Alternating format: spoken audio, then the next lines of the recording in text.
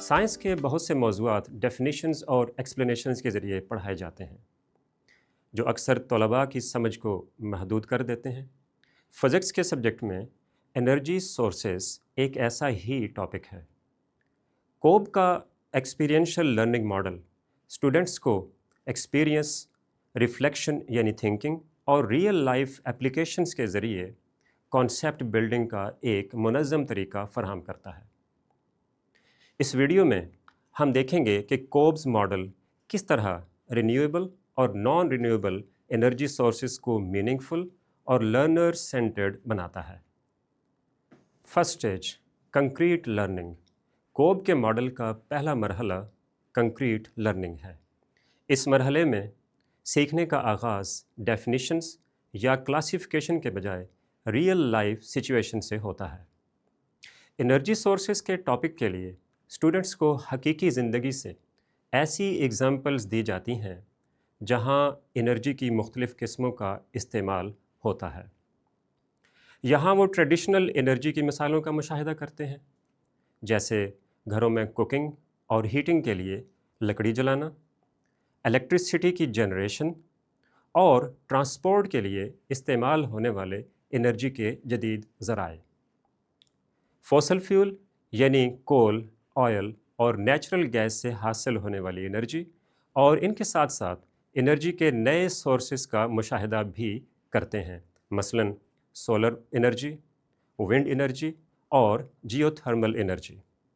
इस स्टेज पर टीचर का रोल सिर्फ ऑब्जर्वेशन के लिए गाइड करना है और सोचने के अमल की हौसला अफजाई करना है, यानी स्टूडेंट्स देखें कि एनर्जी कहाँ से आती है, इसे कैसे इस्तेमाल किया जाता है और वक्त के साथ साथ एनर्जी रिसोर्सेज कैसे बदले हैं।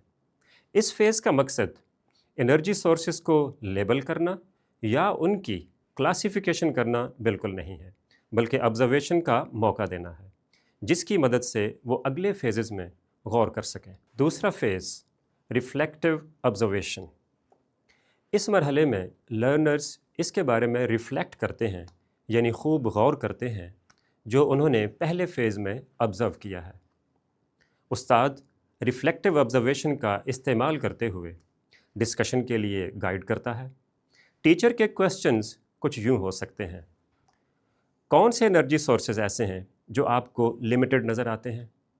कौन से एनर्जी सोर्सेज में नेचुरली मुसलसल रिप्लेनिश हो रहा होता है, जबकि कुछ ऐसे सोर्सेज हैं जैसे ऑयल और कोल, अगर वो ख़त्म हो जाएं, यानी ये फ्यूल्स अगर ख़त्म हो जाएं तो क्या होगा? रिफ्लेक्टिव ऑब्जर्वेशन के ज़रिए सीखने वाले फॉर्मल लेबलिंग के बग़ैर इन दो सोर्सेज में डिफरेंस महसूस करना शुरू कर देते हैं। ये ऑब्जर्वेशंस स्टूडेंट्स को फॉर्मल कॉन्सेप्ट बिल्डिंग के लिए तैयार करते हैं। तीसरा मरहला, एब्स्ट्रैक्ट कंसेप्चुअलाइजेशन। इस स्टेज पर कंक्रीट लर्निंग और रिफ्लेक्टिव ऑब्जर्वेशन से हासिल की जाने वाली मालूमात को कॉन्सेप्ट में तब्दील किया जाता है और टर्मिनोलॉजी और क्लासिफिकेशन का तारुफ करवाया जाता है। इस मिसाल में पहला कॉन्सेप्ट ये है कि एनर्जी के वो सोर्सेस जो कुदरती तौर पर रिप्लेनिश हो सकते हैं, जैसे कि विंड एनर्जी, सोलर एनर्जी और हाइडल एनर्जी, इन्हें रिन्यूएबल एनर्जी सोर्सेज कहा जाता है। फिर एनर्जी के वो सोर्सेज हैं जिनके बनने में लाखों साल लगते हैं और वो ख़त्म हो सकते हैं, जैसे कोल, ऑयल और नेचुरल गैस। इनको हम नॉन रिन्यूएबल एनर्जी सोर्सेज कहते हैं। जब लर्नर्स इन कॉन्सेप्ट्स को समझ जाते हैं तो वो इनको अप्लाई करने के लिए तैयार हो जाते हैं। चौथा मरहला, एक्टिव एक्सपेरिमेंटेशन।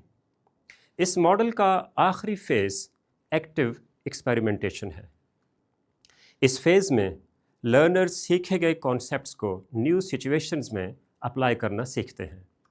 अब लर्नर्स से घर, ट्रांसपोर्ट या इंडस्ट्री में इस्तेमाल होने वाले एनर्जी सोर्सेज को आइडेंटिफाई करने के लिए कहा जा सकता है। इनसे पूछा जा सकता है कि इनमें से कौन से रिन्यूएबल सोर्सेज हैं और कौन से सोर्सेज ऐसे हैं जिन्हें हम नॉन रिन्यूएबल कह सकते हैं। फिर इन सोर्सेज के लॉन्ग टर्म इफ़ेक्ट्स की प्रिडिक्शन करवाई जा सकती है।